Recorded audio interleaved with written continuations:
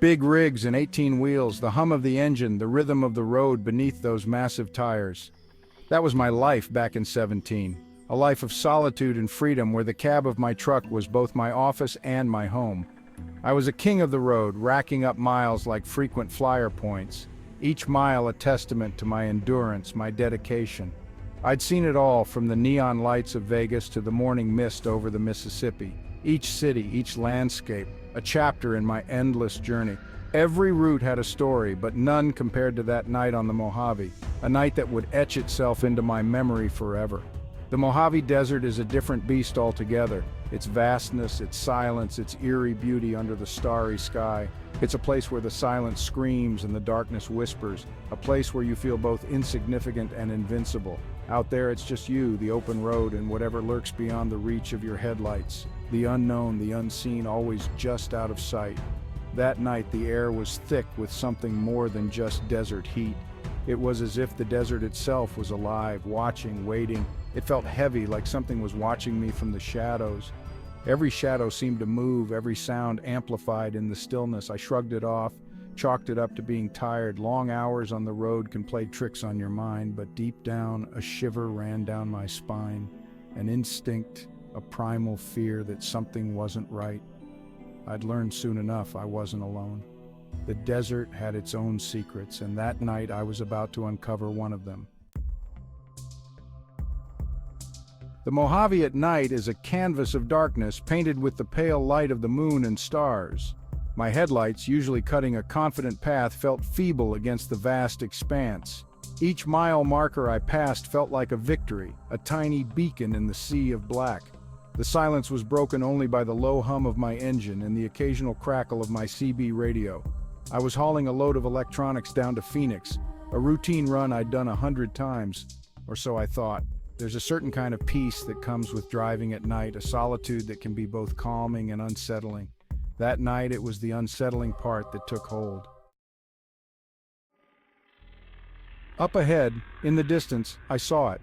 A flicker of light, like a firefly dancing on the edge of my vision. As I got closer, the flicker resolved itself into flashing hazard lights, twin points of red piercing the darkness. A car was parked dead center in my lane, no more than a couple hundred yards away. No headlights, just those frantic hazard lights. My gut clenched. Out here in the middle of nowhere, this was no ordinary breakdown. I slowed my rig, easing off the accelerator and reaching for my CB. Static. Of course. I swore under my breath and grabbed my flashlight, the beam cutting through the darkness as I stepped out of my truck. The car, a beat-up sedan, sat like a predator's trap in the middle of the road. The passenger door hung open, an invitation to a conversation nobody wanted to have. My flashlight beam swept the interior, revealing nothing but shadows and dust. I circled the car cautiously, my hand hovering near the can of bear spray on my belt. The desert can be a cruel place, and I wasn't about to become another statistic. A quick check of the license plate revealed nothing familiar. No state, just a jumble of letters and numbers. My heart pounded in my chest, a drumbeat of fear against my ribs. I knew I should have just gotten back in my truck and called the cops, but something drew me closer, a morbid curiosity I couldn't shake. Section 5. A trunk full of trouble. The trunk was unlocked. It was a dark, moonless night, and the air was thick with tension.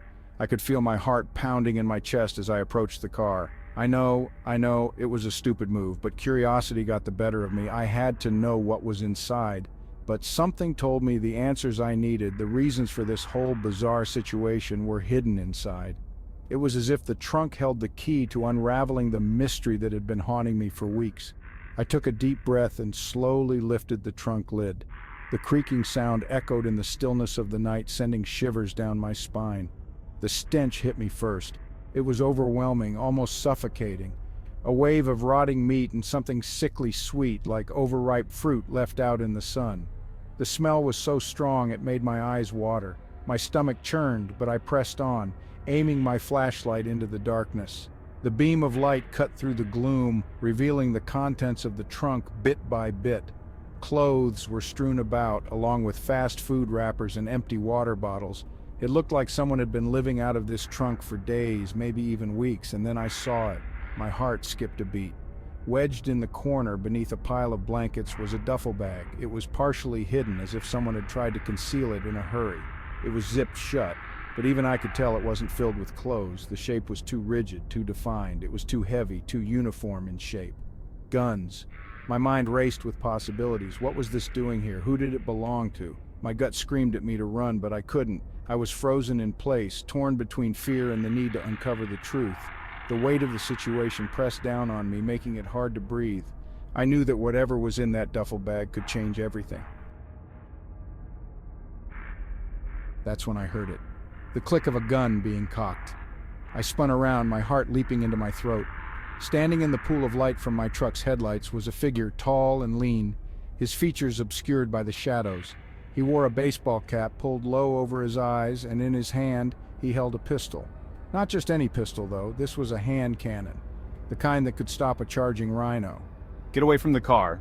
My mind raced. Fight or flight? In that split second, I chose flight.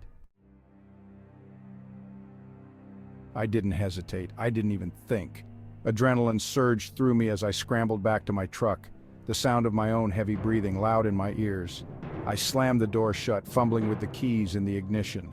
The engine roared to life and I jammed the truck into gear, tires spitting gravel as I lurched back onto the road. My headlights caught the figure for a moment, a fleeting glimpse of rage and desperation. He was running towards me, gun still in hand, but I was already moving, putting distance between us with every second. My foot hit the floor, pushing the engine to its limits. The speedometer needle climbed higher, but it still didn't feel fast enough. Section 8. Miles of silence. The red glow of my taillights filled my mirrors, a beacon in the darkness. It was a lonely light, cutting through the vast, empty night, a reminder that I was still moving forward, still alive. But behind me there was nothing but the vast emptiness of the desert. The landscape stretched endlessly, a sea of shadows and silence, where the only movement was the occasional gust of wind stirring the sand.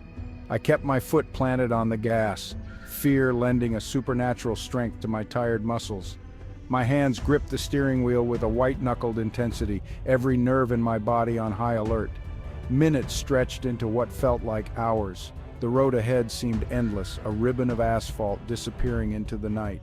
Time lost all meaning as I drove, the monotony of the journey broken only by the occasional bump in the road. The silence was broken only by the roar of my engine and the pounding of my heart. Each beat echoed in my ears, a constant reminder of my own fear and the relentless drive to keep moving. I didn't dare slow down, not even for a moment. The thought of stopping, of being swallowed by the darkness, was too terrifying to consider. I pushed the truck harder, the engine growling in response. Every shadow, every flicker of light in the distance sent a fresh jolt of fear through me. My mind played tricks, turning harmless shapes into menacing figures, each one a potential threat lurking in the darkness.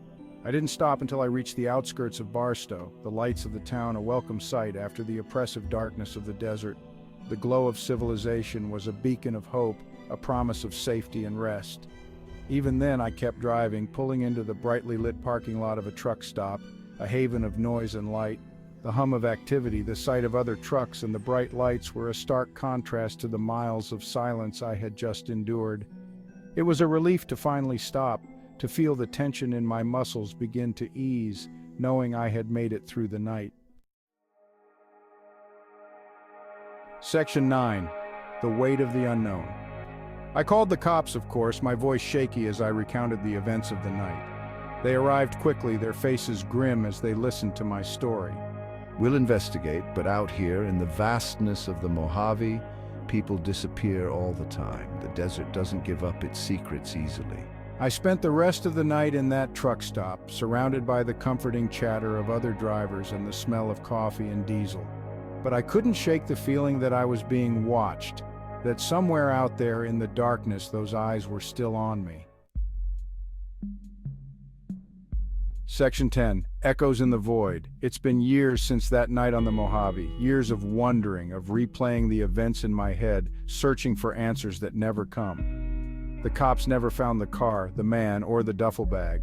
It's like it all vanished into thin air, another unsolved mystery swallowed by the desert. But for me, the memory lingers, a ghost haunting the edges of my thoughts. These days, I find myself drawn to those trucker videos online, you know the ones. Dashcam footage of close calls and strange encounters on the road. I watch them, not for entertainment, but for a sense of shared experience, a reminder that I'm not alone. Section 11. The open road. The open road still calls to me, but it's different now. There's a wariness, a sense of caution that wasn't there before. I still drive, but I'm more careful now. I keep my doors locked, my CB on, and my eyes peeled for anything out of the ordinary. That night on the Mojave changed me. It showed me the darkness that can lurk in the shadows, the danger that can hide in plain sight. It taught me that sometimes the most terrifying monsters are the ones we can't see coming. The road is a lonely place, even when you're surrounded by miles of steel and chrome. But it's also a place of freedom, of adventure, of endless possibility. And that's a story worth telling, even if it's a little bit scary sometimes.